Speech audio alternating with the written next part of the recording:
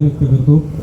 शेलार मामा फाउंडेशन आणि प्लॅनेट मराठी आणि महाराष्ट्र प्रदूषण नियंत्रण मंडळ आमचे सगळेच हितचिंतक मुंबई बीट्स, विना ग्रुप, नील ग्रुप, मंदार काणे एंटरटेनमेंट, समर्थ विजन, गेली 18 वर्ष चिरायूचा हा सोहळा सुरू आहे आणि गेली कित्येक वर्ष अक्षय बर्दापूरकर माझे अत्यंत जवळचे मित्र बंधू हे माझ्यासोबत या पुरस्कार सोहळ्यासाठी खंबीरपणे माझ्यासोबत असतात. आणि हा जी संकल्पना आहे, कारण नाटकात काम करायला मी वयाच्या 12व्या वर्षी सुरुवात केली आणि मध्यंतरी जेव्हा मधलं वय होतं, धड मोठा नाही धड छोटा नाही, तेव्हा प्रॉपर्टी लावायचं काम करायचो मी बॅकस्टेजला.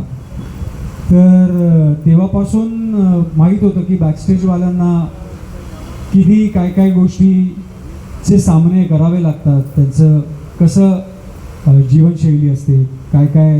म्हणजे आम्हाला तेव्हा साधारणतः 10 रुपये भत्ता मिळायचा. त्या 10 रुपये भत्त्यामध्ये तुम्ही नाश्ता करायचा तर नाश्ता करा, जेवायचं ते जेवा, संध्याकाळचा नाश्ता करायचा आहे, चहा प्यायचं आहे, सगळं त्याच्यातच करा. सो बऱ्याच वेळेला बघितलेल्या आहेत त्या सगळ्या गोष्टी आणि त्यांचा सन्मान कधी कुठे होताना पाहिलं नव्हतं. त्याच्यामुळे मनात कुठेतरी इच्छा होती आणि गेली 18 वर्ष सातत्यानं रंगभूमीच्या कृपेनं ते कार्य आमच्या हातून घडतंय. त्यासाठी गणपती बाप्पाचे आणि रंगभूमीचे मी मनापासून आभार व्यक्त करतो. कारण आम्ही करणारे किंवा आपण कोणी असे ग्रेट नाही आहोत. परमेश्वर ठरवतो की ह्यांच्या हातून या गोष्टी घडल्या पाहिजेत. आपण फक्त मीडिएटर आहोत. मी स्वतःला एक माध्यम समजतो.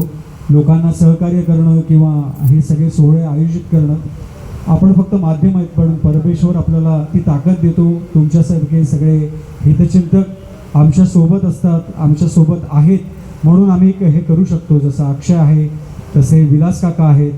आज मंदारसुद्धा असोसिएट झालेला आहे. वीणा ग्रुपचे करण नाईक आहेत. आमचे अर्जुन मुद्दा आहे. त्यानंतर महाराष्ट्र प्रदूषण नियंत्रण मंडळ आहे. या सगळ्यांची साथ आम्हाला लाभली, त्याबद्दल त्यांचेही मी मनापासून आभार व्यक्त करतो. आणि अक्षयनी मला काही दिवसांपूर्वी एक प्रश्न विचारला की यावर्षी चिरायूला मी आहे ना, तर मी अक्षयला एक सांगू इच्छितो की जोपर्यंत चिरायू आहे तोपर्यंत प्लॅनेट मराठी पण आहे आणि अक्षय बर्दापूरकर पण आहे. फक्त मला कधीतरी बोलवत जा. सो अक्षयची एक शंका मी आत्ताच दूर केली. आणि पुन्हा एकदा आजचा हा सोहळा इथे स्पेशल यासाठी आहे की मी महाराष्ट्र प्रदूषण नियंत्रण मंडळाचे अध्यक्ष सिद्धेश कदम यांची भेट घेतली आणि त्यांना ही संकल्पना सांगितली आणि त्यांनी सुद्धा एक रस दाखवला. पण ते म्हणाले की पर्यावरणाविषयी कशी काही जागरूकता निर्माण होईल या तुमच्या पुरस्कार सोहळ्यामध्ये.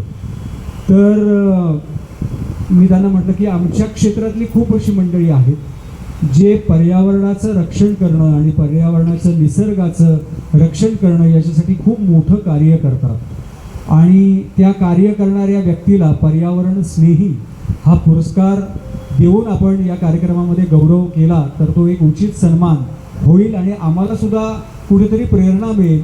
आमच्यातल्या ज्या नवीन कलाकार आहेत, नवीन पिढी आहेत, त्यांना सुद्धा एक प्रेरणा मिळेल की आपण सुद्धा आयुष्यात आपल्याकडनं असं काहीतरी कार्य घडावं.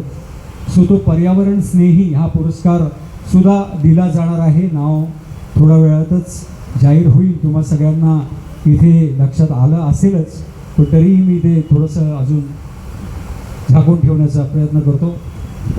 पण